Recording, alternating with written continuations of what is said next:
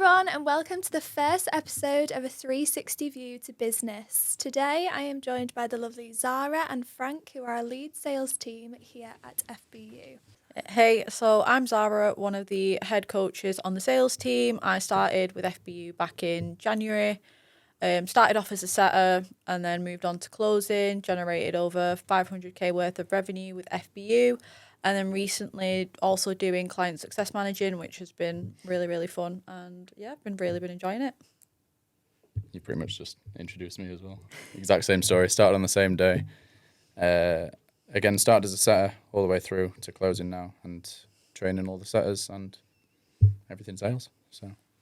So today we're going to be going into a little bit more depth of the trends in sales at the moment, the increase in social selling and how that affects your job and how that can affect our clients and how businesses can adapt that to their businesses. So my first question is, what do you see at the moment that are like specific trends in sales? Is like social media more prevalent now in sales, or do you still find that like calls and things like that are more relevant to you guys?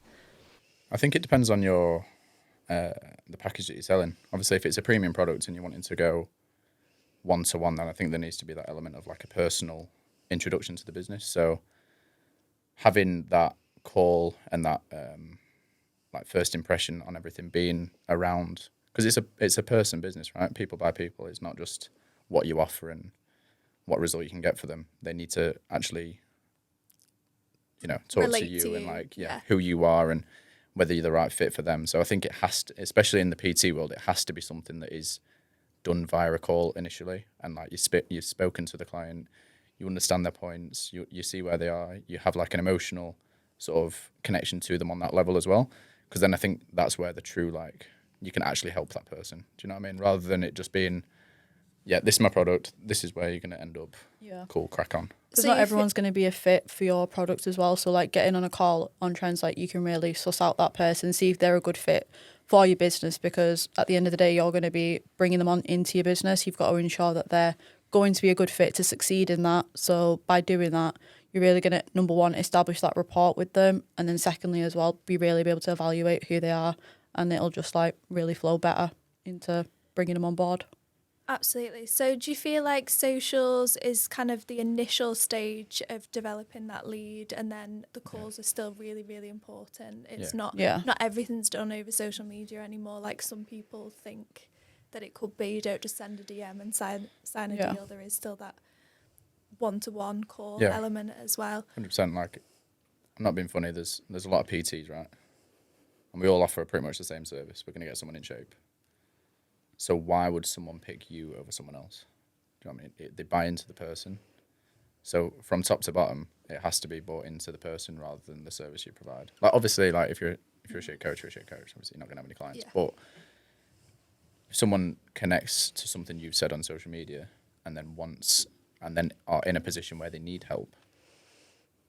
Yeah, I think social media is really good, like in terms of establishing that authority beforehand. Like if you've got key identifiers as to who you are as a person, that's really going to differentiate you from, like Frank was saying, from other coaches. Like for example, we were talking about Steve, like he's got a dog, he really likes cars, watches, and it's like similar to myself, like something that really I'm all about is sort of health and wellness. My cat, sort of working for my protein, really big on how fitness has changed, like my lifestyle to my career.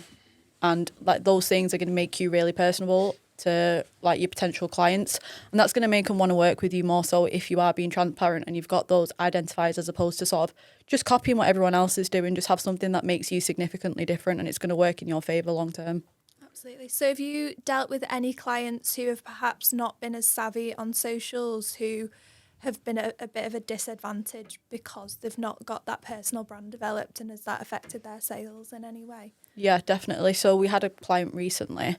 He was sort of trying to aim at dads, but also wasn't really putting out content that was identifying him as a dad. So the content that he was putting out there was more so related just at generic fat loss. And he was sort of confused as to why he wasn't getting dads in, but the content that he was putting out there wasn't actually aimed at that demographic. But as he sort of posted more about his daughter, stuff that was important to him, sort of showing more of a vulnerable side to himself, he sort of like found his content shifting, and like rebranded his sort of content, and like putting that out there has like worked really well for him. So can you break down your sales funnel and kind of explain each stage of it and how that affects conversion rates?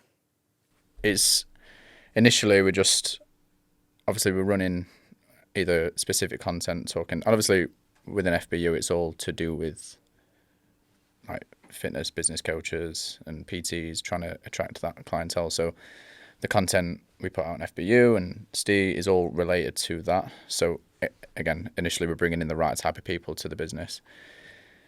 Stage 1 is pretty much sort of, it's qualification from the start to finish. So you look at the person that's coming in, do they fit the profile or look like they could at least, have potential to fit the profile.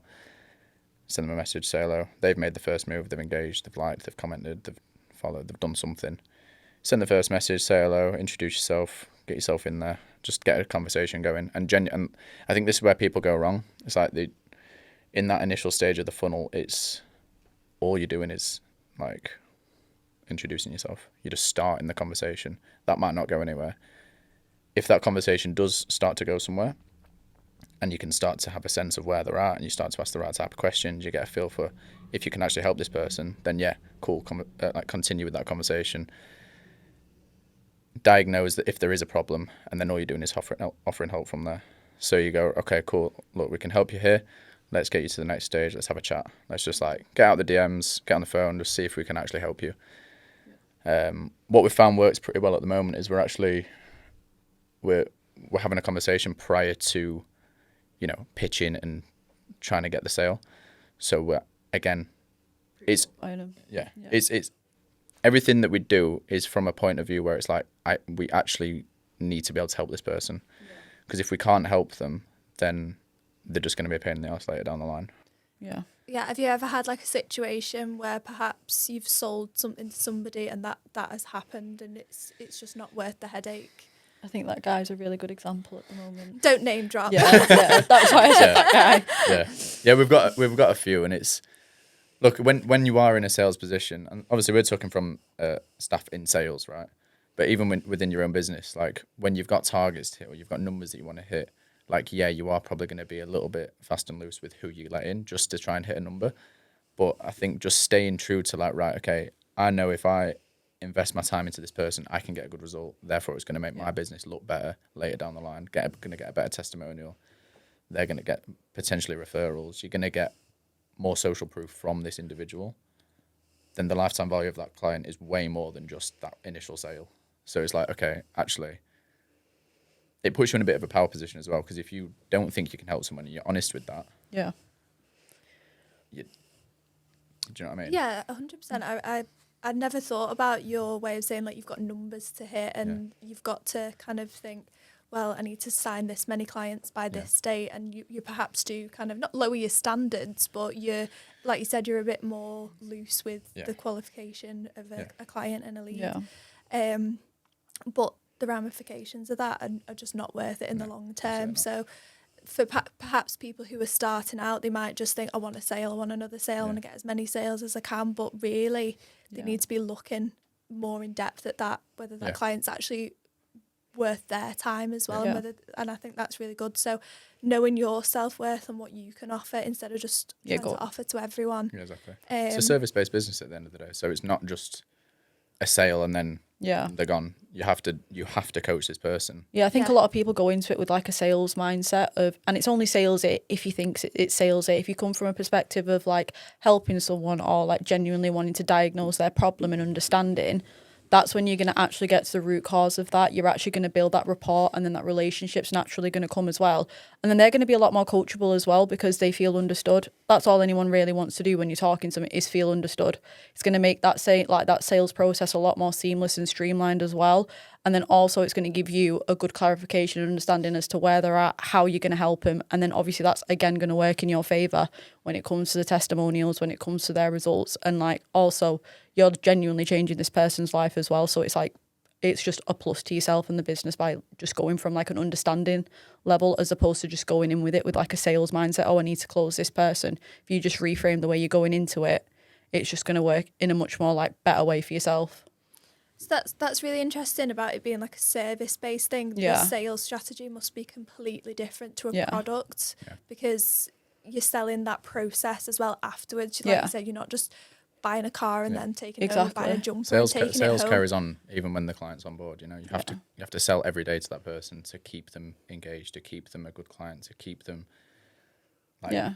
checking in on time and doing what they need to do within the program. Like it's sales from top to bottom. Yeah, like you've got their solution, right? They've got a problem, you've got the solution. So it's like you're actually in the position of authority, like you know you can help them. It's almost as if like, are they good enough of a client to work with yourself as well? And then if you think that way as well, it's like I said, it's going to come more naturally to yourself as well, as opposed to you feeling a little bit desperate in the sales side of things. Because I think there's this like misconception that sales has to be like sleazy and like, you know, you're just desperate to close them and you don't actually care about where they're coming from. Whereas that can be more detrimental to your business if you go from that perspective, as opposed to being like, right, what's the problem? Have I actually even got the solution to help this person? If I do, then I will offer it, yeah, as opposed to being like, yep, here's what I do, here you go. Like one size doesn't fit all. Yeah. Do you feel like it's hard for clients to find the balance between being too pushy in sales and not being almost pushy enough? Do you think it's like a hard balance to find? Because personally, I'm not a naturally born salesperson. I wouldn't be comfortable kind of putting myself out there being like, this is what I've got, this is the offer, this is what I can do for you. Yeah. Whereas I'm sure some people, like you said, might come across a little bit desperate, they're a bit too forward. Do you think that there is like a strategy or a way of thinking that you could kind of find that middle ground? I think it's about reading that person. It's like we were talking about this with Dan, right? It's like if you know you can help that person, you've got a duty to stay on that phone and ensure that you close them if you know you can help them, right? So it's like about going in that because people naturally want to be led as well. If you step up and take that authority, it's always about the dynamic between that person as well. Like you've got to come from a place of authority. When you come from that place of authority, it sort of reframes the whole call and where you're coming from. Like you're in a position of power, not them. You've got the solution, right? So when you go onto that call, it's no longer pushy. It's about understanding them and then like being like holding their hand and taking them through that process and being like, this is where you're at and this is what your goals are going to do, and making them understand why their goals are important to them as well, because once they speak it out loud, they're going to see it from a whole different perspective as well. And even just saying things out loud make it that much more like quantifiable for them. And it's like, that's when it's only pushy if you think it's pushy, but sometimes you need to do that. And also like sales is a numbers game. The more reps you do, like no one's, like you said, born a salesperson. It's all about acquiring the right skills. The more you do the skills, the better you're going to get, the more assertive you're going to get. And then the more you practice it, like naturally, the better you become. So what's kind of like a strategy that you do in FBU with the clients as far as like sales? Do you have kind of like a script or do you just kind of like follow a certain... I personally don't like scripts. I think it keeps you too like contained to a certain A little bit rigid in it at times. Yeah, I think you like, especially again with service-based businesses, I don't think it's like, right, everyone has the same problem, therefore everyone needs the same solution. I think it's like, okay, this person is struggling with this, so I need to alter the way I talk to this person to accommodate their goal and their pain point. So I think having more open-ended questions for that process always works. And that's, again, top to bottom, going back to the funnel a little bit, like that's what you want to be doing in the DMs. Like you want to be asking questions that are relevant to their situation and altering your pitch to fit that person's need. So I always say this to the clients, like if someone comes onto a call, for example, and their belief is that they're not in shape because of their nutrition, it's like, okay, cool. If you then start talking to them about their training split and how you can opt, even if they're from your side, like chatting shit, if you know that the problem's bigger than that, don't matter. Talk to them about what they believe their problem is and that you can fix that problem, and then they'll buy. You know, they want to feel heard. And I think within the sales process, the more someone feels heard and that you understand their situation and that your products or service is relevant to that situation. And then you have to be honest from your point of view as well. Like yesterday, I told someone no on the call because I genuinely didn't think we could help them. And it's not about just getting people across the line. It's about actually bringing the right people into your program so that you can provide a good service. And as we said, get a good testimonial at the end of the day and build the business that way. And I think a simple hack to make a client feel understood is literally like mirroring them and repeating back to them what they've said. So if they say like they're struggling with accountability, like literally just repeating that back to them, being like, so how do you feel like not having that accountability then has stopped you from getting to your goals? And it's something so simple, but it's like it's showing that you're paying attention to them and making them feel like that this is different to anything that they've done before, because most people just want to be heard. Absolutely. So do you think that timing's quite like a crucial part of it? If perhaps somebody's kind of signed up or shown interest on a bit of a whim and then they've changed their mind, like how do you kind of go around the timing of it and making sure that you're not Get them all the hot. If they come in, show interest, then you need to capitalise on that straight away. Yeah. So that's where the funnel comes in. It needs to be streamlined, it needs to be efficient, it needs to know, it needs to look professional. It sets the tone for the rest of the business. So if someone comes in and they've shown any level of interest and you can jump on that and you and again, if you genuinely believe you can help this person, then it's your job to make sure that you get that person help. Amazing. So what's like what's a skill that you would say to like optimize that sales funnel so it's as like streamlined as possible and that Don't get salesy. If people want to buy, they don't want to be sold to. The second you come across in any way salesy, they're going to switch off because it looks like you're there for one thing, which you are, but again, it needs to be framed like, I think right now sales is way more casual than people think. I think especially in the DMs, people really struggle with like, they start sending like the 3 pillars of my coaching, like you'll get this, you'll get this. It's like, I don't give a shit. No. Like they just want to feel heard. Yeah, don't go in too heavy too soon. Like don't just like send them 2 messages and be like, right, okay, this is what I offer. Get to know them properly, build that rapport. Don't even like on the initial message, you don't even need to mention your program. Just like building that help, like we were saying, coming from a place of service, literally just building rapport initially, and then they can go about it. They're watching you, they're there. You can come back to that as well. It's not like you have to sell them on the first 2 messages. People like sometimes come into it like a week later or even months, but it's like you've built that rapport, you've built that authority. It's just the way you frame your mind, I think, going into it, definitely. So going with that, how do you kind of keep that momentum and keep that self-worth almost when selling, when you're having a little bit of a slump? If you've had like a couple of weeks, you've not had any leads, you've not had any sales, you've had a few calls, they've not replied or anything, like how do you kind of keep that momentum up almost? We sort of like came up with the analogy of like comparing it to like dating, just always like keeping that self-worth there, having yourself on a pedestal, like you don't need them, they need you. And it's like you've got to be relentless. Like obviously sales isn't for everyone, and something that I'd just say, just if you're in sales, is definitely, if you're not already, get into fitness, because the mindset that you build in the gym is very applicable to sales. You've got to keep going. It's like delayed gratification. You've got to do things over and over before you even see a touch of results. It's the same with sales. Like we said, it's a numbers game, but you've got to keep going. Even when you're seeing no results, you're not getting any lead generation, and knowing that the leads are going to come, and knowing that the work that you put in, you might not see it, tomorrow, the next day. Got to have that perseverance. Like it'll come in a month's time, but it definitely like pays off. Like you've got to just be relentless with it. Yeah, you're almost planting the seeds for that final. Exactly. I think it's not taking it personally as well. Like I know if I get off a call that doesn't close and I watch back, I'll pick it apart. I'll say, right, you should have done this, should have done that. At the end of the day, if someone's going to buy and they want your service, they're probably going to buy. Do you know what I mean? Like, unless you really fuck it up, they're going to buy. And I think knowing that is not necessarily a personal thing to do with you. Like, something might have happened to them that day. I would say, like, the hamster might have died that morning. Do you know what I mean? Like, something just so random that has nothing to do with anything that is in your funnel, in your marketing, in your lead gen, in your sales funnel, anything.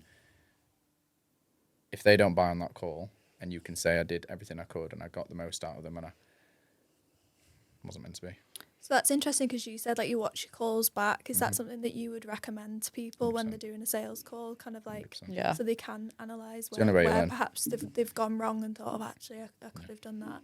Yeah. It's the only way you learn is through reps. Yeah. As Zahra said, like you just need to and everyone's different. You just got to keep going. And you're like different to everyone else. It's like with sales, with any conversation, you don't have the same conversation with everyone. It's not one size fits all. Like your struggles and challenges on a sales call are going to be different to what someone else's are. Like, for example, Frank's sort of, not to out you, but like it's more so like on the discovery side of things. So like when they're talking and getting to know the initial stages, like at times can dig a little bit deeper. Whereas myself, like I'm quite solid on the discovery, whereas it's objection handling that I sometimes like struggle with. So it's like if I'm watching back Frank's calls, I'll think, oh, I need to, go a bit more deeper on the discovery, whereas that's specific to what Frank will be struggling with. Whereas if you watch back your own, you're going to be able to see where you're going wrong, and then like you'll be able to pick it out yourself before even getting any feedback because you can see it there. And then I'll be like, right, okay, I need to go over like objection handling training, but that's like specific to myself. So it's like if you're watching yourself back, that's the best way to learn, definitely with sales.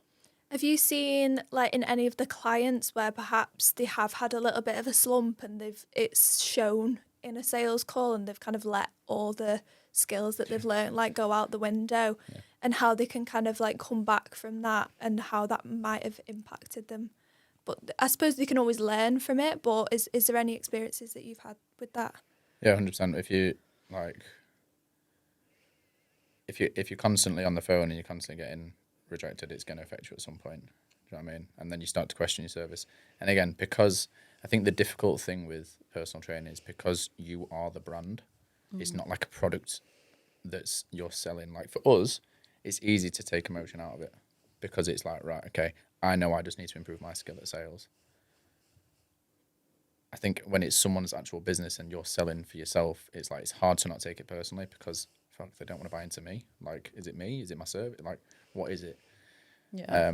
And I see that a lot in clients. It's like maybe I'm not a good coach. You know what I mean? Start questioning your actual service. But I think if you can step away from it, look at it from a third person point of view and go, right, okay, I've changed this many people's lives. I know I'm good at this. I know I can do it. I just need to find the right people, and then make sure that, again, like Zahra said, it's your duty to get the right people onto your program. Yeah. Have you got like a specific example of where that's happened that you can think of? I know one of our clients, Lewis, he was going through a bit of a burnout at the back end of June. He took I think he was taking 40 calls a week or something, and he just needed a holiday. And he just kept going into the call the second anyone threw up any level of objection, it was just like, fuck off. He'd given up before it was just started, like the second, if you go into a call like that, obviously this is their first conversation with you. This is your 12th conversation that day. It's like, yeah, it starts. Keep it up, exactly. yeah. Yeah. You've definitely got to take rest as well, because I think a big thing with sales is burnout. Like you think if you're not working, you just don't want it bad enough. You need to rest as hard as you work as well, because otherwise you're just going to not be as engaged in the conversation. It's going to affect your performance. And then obviously it's just going to lead into a bit of a vicious cycle. So you definitely need to rest as hard as you work when you're within sales as well. And it's very healthy to have that work-life balance, because I think within this industry, it's like, especially if you're working for yourself, it's hard to get that balance in, because you just feel like, oh, I just don't want it bad enough, or you feel guilty for taking those rests. But it's actually a really key part of doing it, in order to be the best, to have the best performance possible as well. So how do you use data analysis in reviewing your sales calls to optimize getting sales in future? I think having a set of data to run through, I think is, if you're not tracking, I think it's just stupid. It's just lazy and stupid, because you need to know where you're going wrong and if you're going wrong, and numbers don't lie. Do you know what I mean? If you're coming onto the calls and you can be honest with yourself and say, look, I feel like I'm getting the best out of these calls, but they're not closing, and you look at your close rate, then maybe you're not getting the right people on the phone. Do you know what I mean? So you need to look back into your marketing a little bit. It just highlights the problem really clearly, and you can see, right, okay, I need to improve in this aspect so that the next stage is better and I'm getting the right person on the phone. If you've got the right person on the phone and your close rate's still shit, then you're like, right, I need to improve my sales. And you can just be really selective with what you need to learn, because it just has an overview of everything. What about where things are going right? Is there any way that you can kind of monitor that and think, right, well, I need to step that up because that's working really, really well? Yeah, exactly. Yeah, it's exactly the same. It highlights what's good, what's bad, double down on the good stuff, improve the bad stuff. Yeah. So if you know you're bringing in the right leads and you're getting the right people in the door and the right people on the phone, you'd be like, right, this set of ads or this current marketing strategy that we're going with, let's do more. Do you know what I mean? Double down. We've sussed it. Let's do more of it. Yeah. I So you think. can- Sorry, go on. So you can look at it from like a really early stage as well. So Yeah. like you're thinking, right, well, I'm not getting the right people through. That's like one of the first stages. So you think, right, well, I need to look at my marketing then and who I'm Yeah. targeting my content towards and my personal brand. Yeah. So it does start as early as Yeah. posting an Instagram, posting your stories. 100%. Like we, at the moment in FBU, we're really pushing for our product launch. So we're trying to get people in that are either just starting out in the fitness industry or wanting to transition to online and don't really have an understanding of online. So the way we go about talking to those people is going to be completely different to the way we talk to people that wanted to scale the business past 20K. Yeah. Like just the language you use, the sales process, everything needs to change because of it. So I know straight away when I'm getting on the phone with someone who's just starting out, I need to dig into what they want to achieve from this, not what problems they're facing, because they don't have a fucking idea what problems they're facing. Yeah. They don't know what there is, or that their only problem is that they don't know what to do. Yeah. So from that point of view, you go more into like, why do you want to do this? What do you want to achieve? How is your life going to be because of that? Whereas if I've got someone on the phone that's doing 10K a month, for example, and wants to get to 20, be like, right, why aren't you at 20? What's going wrong? Do you know what I mean? Yeah. So it's just approaching it in a different way. And it's the same with fitness coaching. Like if people are either going to buy because they're running away from something or running towards something. So there's either pain or desire. So it's when you're going into that call, you need to, and that's why the framing that call and the pre-call qualification and the setting and everything is so important, because you want to know where this person is in like what approach you need to go down, whether you need to be like, right, this is what you're struggling with, this is how it's affecting you, and dig into the pain and make them feel the pain. Yeah. And then offer the solution. Or if people are going into a more like, I'm actually all right, I'm not too bad at the moment, but I'd like to be here, you can sell the potential benefits of that desire and where that can take them. Mm-hmm. I think data tracking is something that separates people who are successful with their businesses and people who aren't, because we've like started pushing with all our clients who are building their fitness programs with the data. So it's like within a business, there's different points, like we were saying, the sales, marketing, like content creation. In order to see where your business bottleneck is, you've got to track it. So with ours, a big thing that we're pushing is like how many pieces of content are we putting out there? How many appointments are we setting a week? How many calls are people actually coming in? Like where is the actual issue? Is it the fact that it's your lead generation, like your content? Is it how many calls we're booking a week? Is it actually our sales process in terms of getting them onto that call? And it's like through data, you're going to be able to see where it is. Like, for example, one of our clients that we're speaking to today, she sort of struggled on sales calls. So the show rate was fine, but in terms of calls that were closing, wasn't really high. So then from there, I can delegate where she needs to work on to build her business up to scratch. Whereas another person was sort of more so struggling with content. So it was actually the numbers from the content onto a sales call wasn't as high. So we know then, right, we need to work on the content. So in order to actually avoid bottlenecks in your business, if you're not tracking data, like you're going completely wrong because you don't know what you're going to be working on and you're going to get overwhelmed and then it's not going to end up working and you're going to be like every other online coach out there. Whereas that's what separates people who are actually successful within it and taking it seriously than those who aren't. So at FBU, what kind of things do we do or what you guys do to ensure that they're doing all those things and how they can actually track the data? Yeah, so we've literally got like that data spreadsheet. So like it's week by week. So you need to do it consistently, of course, like we've got to stay on top of it. And obviously that's where I come in terms of the accountability to ensure it's being done. So it's literally absolutely everything like A to Z in terms of the business, from like literally how many followers they're getting, how many of those followers are converting, how many messages they're sending out a day, because it's those small things that are going to add up and make the changes to the revenue within the business. So literally from the content, how many posts they're putting out a day, what content are they actually putting out there, like those numbers, and then how many of those are being like set in the DMs from them, how many people are actually jumping onto a call, how many people are actually showing up to that, how many hours are they spending on their business a week, like what are they doing within those hours of the business. It's like the more you know, the more data you have, the more likely you are to be successful with it, because you're going to see where you're going wrong. Absolutely. So the outcome's pretty self-explanatory. Yeah. If you do all those steps, you tick all those boxes, there's not really anywhere you can go wrong except for trial and error, and in the process of finding those things and finding your perhaps weaknesses and strengths, and trial and error you can It just highlights it. I was on the call the other day with someone inquiring, and he was doing You know, he was doing 10 grand a month. He was doing really well. And that was just recurring. So he was doing 10 grand a month, but he hadn't had a sale in 3 months. And he was like, fucking hell, like, your retention rate's good. Yeah. Do you know what I mean? Straight away, it's like, right, your service is good. That's Yeah. not a problem. What are you doing on the content side of things? What are you doing in your sales side of stuff? Like, why aren't you getting new people through the door? You've got 10 grand a month business here, and none of it's new sales. Do you think people can perhaps get a little bit complacent if they're not tracking the data? If things are going well, they perhaps think, oh, well, everything's going well. Do you think it needs to be a continuous process of data analysis? Because people have a good month and they have no idea why. Yeah. Do you know what I mean? Like they'll have a record month and be like, fuck, how did I do that? And they can't do it again. Yeah. Do you see it in quite a lot of clients who perhaps have had like 3 really good months and then stop putting the effort in, and then you just see the sales go down straight away? Yeah. Yeah, 100%. Like, again, with these, so I'm training some setters up at the moment, and so we have a setter in one of our CEO clients, done 3 record months in a row. Every month, beat it. And then this month's come along and not had a sale yet. And we were like, what's going on? So looking into the messaging, and I'm just like picking it apart, going like, yeah, this could be better, but I don't actually think it's that bad. It's not too bad. I was like, what opportunity have you got here? Like, how many followers are you getting? Like, are the followers good? How many people are you messaging? Looking into those numbers, and it was like, that's all sound. But it was like, right, what content were you doing 2 months ago? And then it was like, yeah, we have slightly changed that actually.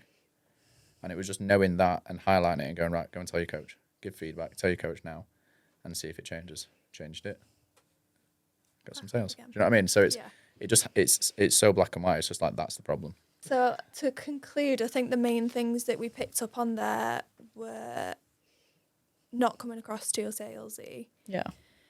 backing yourself, having self-worth. Yeah, so I'd say that my key takeaway from this is, like, when you're jumping on calls and talking to people, is coming from a service-based perspective, as opposed to going in that and thinking, I've got to close this, and more so from like a sales mindset. I think for me, it's just, you just got to keep on top of stuff. Like, if you're not looking into what's going right and what's going wrong, then you've not really got a business. You're just sort of guessing and hoping for the best. So I'd say just highlight the good stuff, double down on it, and then avoid doing the bad stuff or improve it. Yeah, definitely. Something I found really interesting is that the sales funnel begins from the second you post on your socials, your personal brand is bringing in the right type of clients. If you're not doing that, you're already kind of at a loss. So making sure that all of that is consistent with your target audience. Yeah. Amazing. Well, thank you very much for joining us today. It's been lovely to have good. you. And hopefully we'll see you again soon. Yes, definitely. About 10 minutes.